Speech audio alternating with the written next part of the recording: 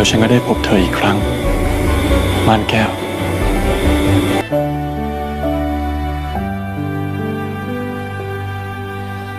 ล่องลอยเอ่ยจากพิมานข้ามสีทันดอนตระการสู่แคว้นแดนไทยเป็นจอมขวัญปักใจพี่มัน